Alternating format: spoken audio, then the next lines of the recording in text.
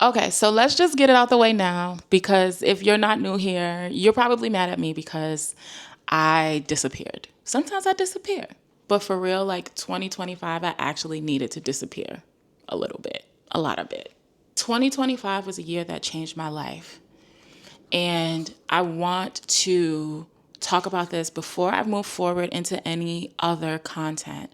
I want to give some backstory into just like where I am at currently, what has happened, what has transpired, and just like where I'm going moving forward. 2025 legitimately changed my life.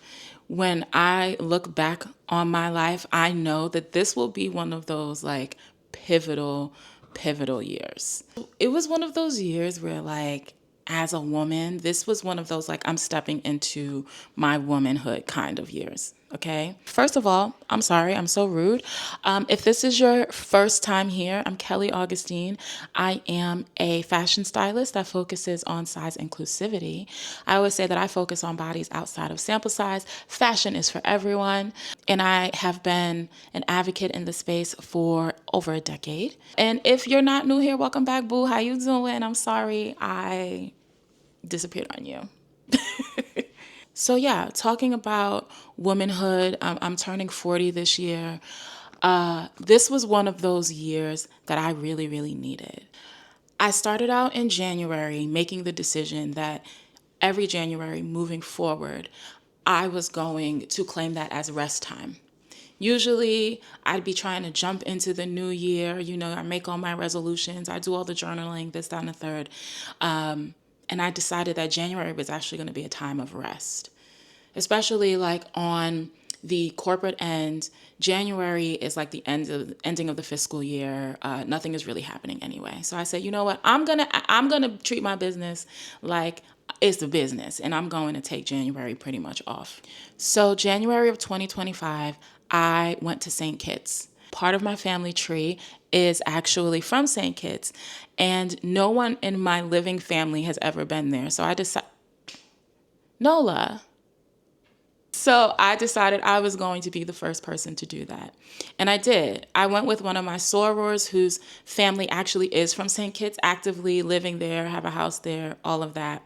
And a group called Soconomics. She is an instructor for them.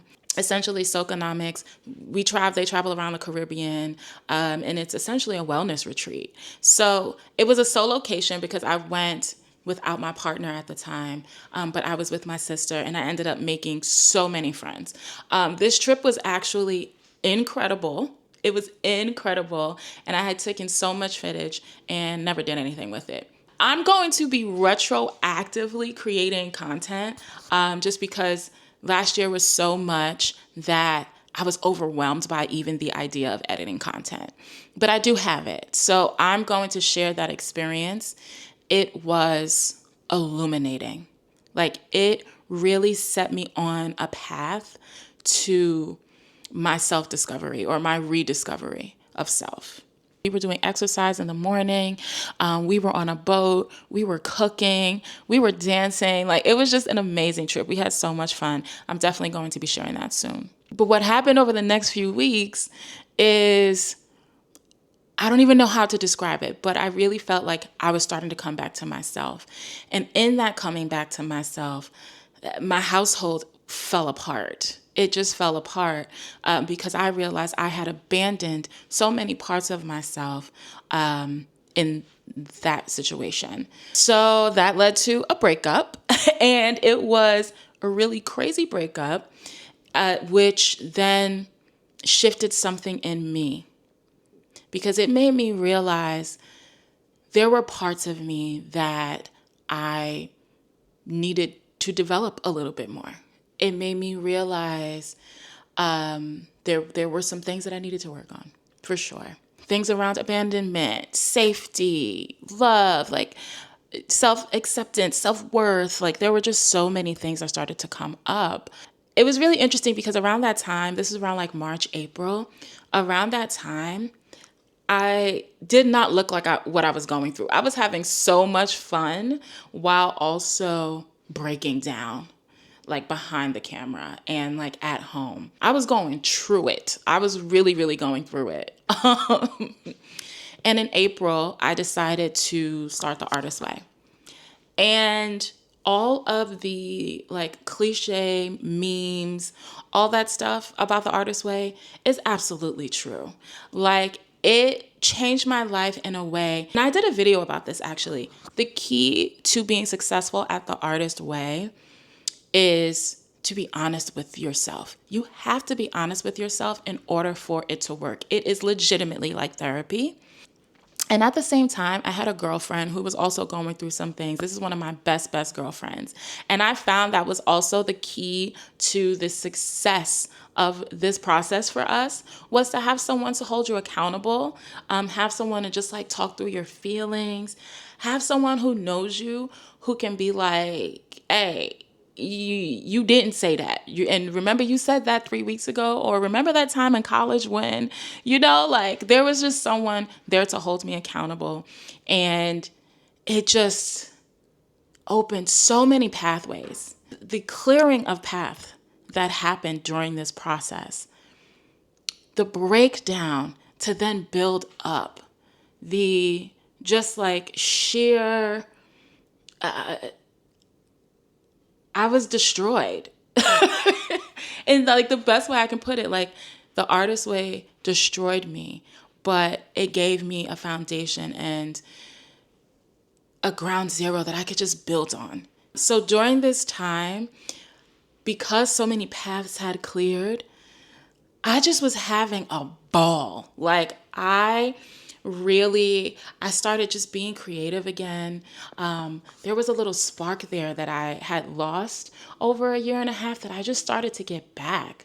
I started exercising. So I had started this kind of practice of going for a walk every day. At first, it started just to clear my mind and just to get outside, to be honest. Like I just was tired of being in the house all the time. But it really became a ritual, and it became something that I really cherished. And it really, really became just like a sacred time. It became something that I did for myself. I felt incredible afterwards. My energy was so high. My clothes started fitting differently. And it just kind of led me on a path to fitness. And I actually ended up losing about like 30, 40 pounds last year, give or take, because I just started caring about myself more.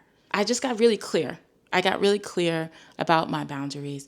I got really clear about who I was. I got really clear about what safety felt like. What are the things that I need to put in place to make me feel safe, to make me feel good, to make me feel heard.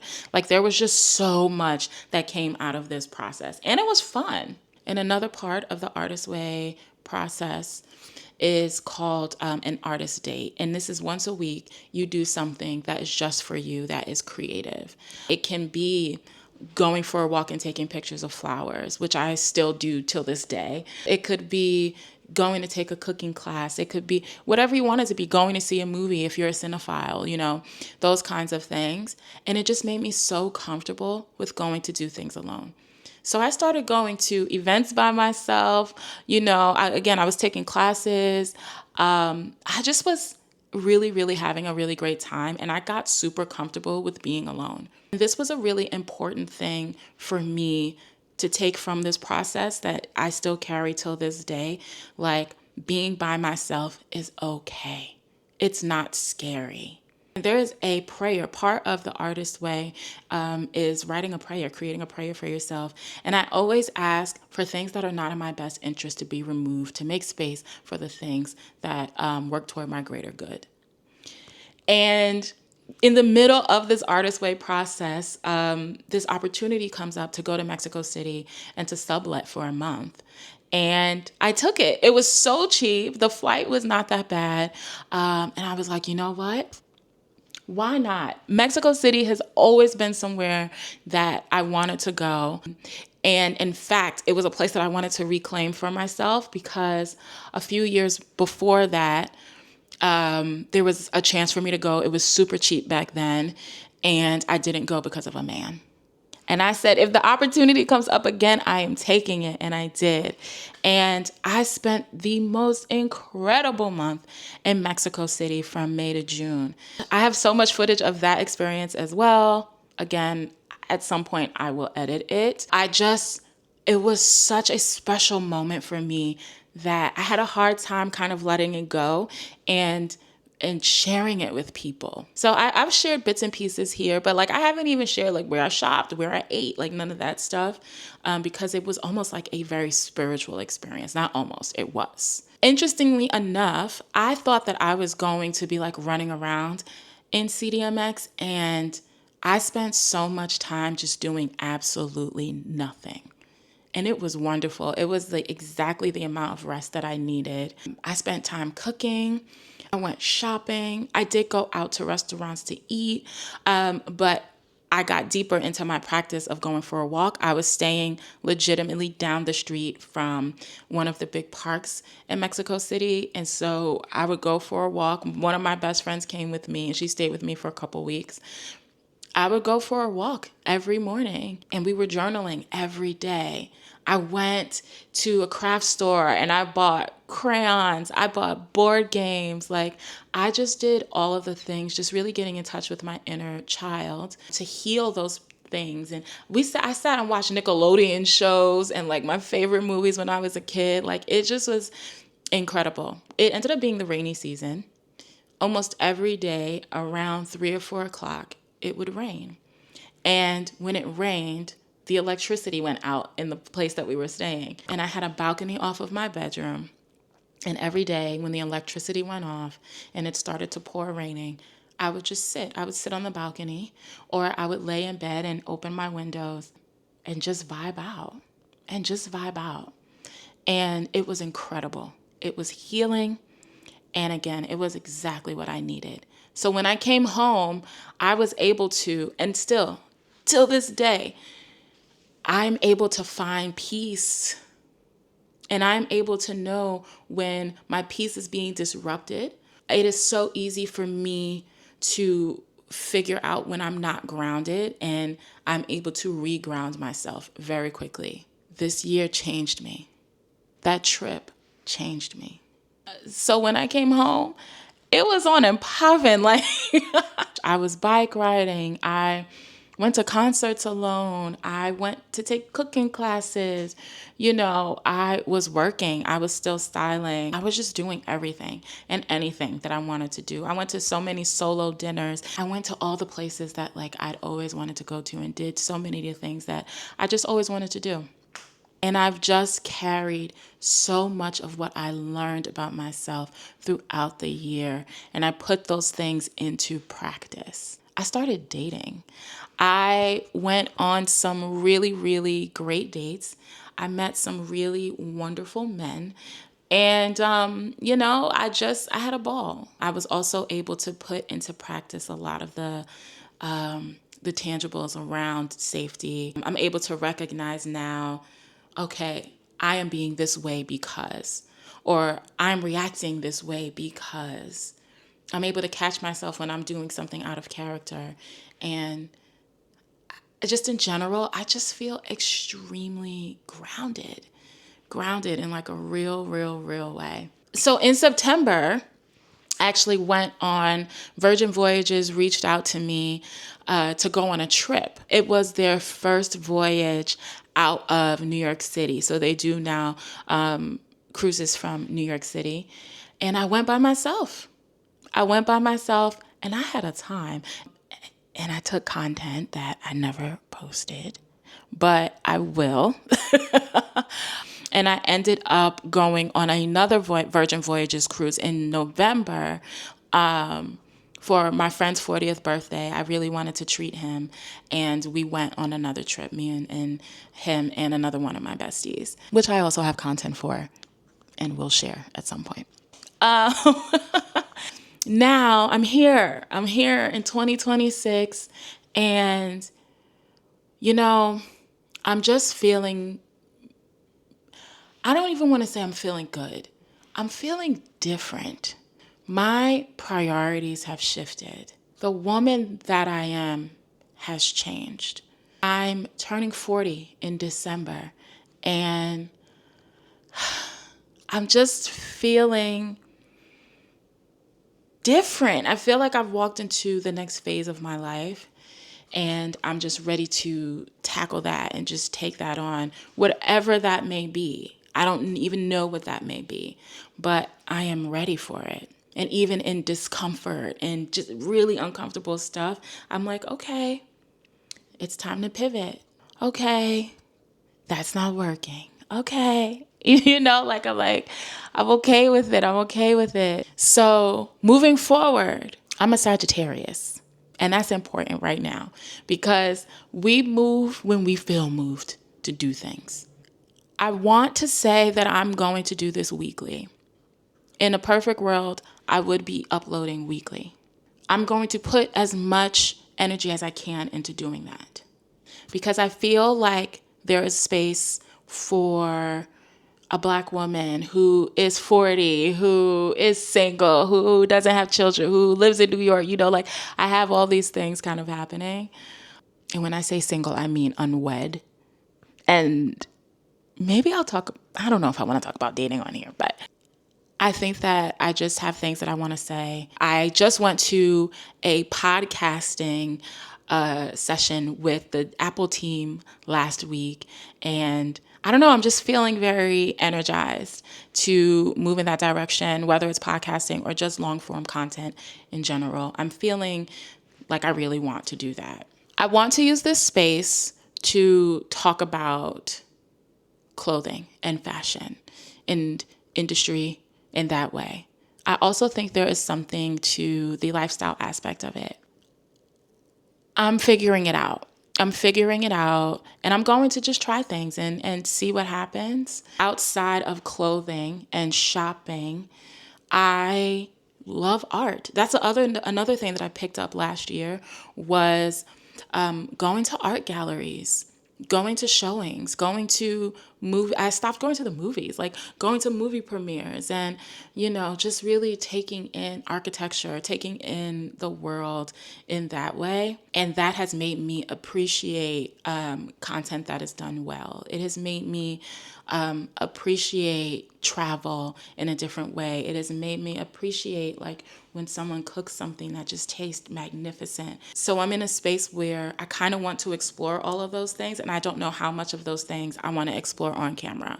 But we're going to figure that out together. Off camera, I am also working on, I have already started offering personal styling and wardrobe styling services. It's something that I was offering intermittently in between doing the celebrity styling stuff. And I'm really trying to build out that ecosystem now where there's a membership and, the girls are just in community with one another. We're shopping, I'm sharing sales, we're having private events. It's going to be a whole thing. It's already in the works. And I'm currently planning an event for New York Fashion Week. Yeah, that's kind of what's going on right now. I just wanted to get y'all up to date, get you up to speed, let you know where I'm at. I'm feeling good. I'm feeling great. I'm feeling sexy. I'm feeling good. I'm feeling good. I just want to be back on this platform. So I'm here for a good time. Will it be a long time?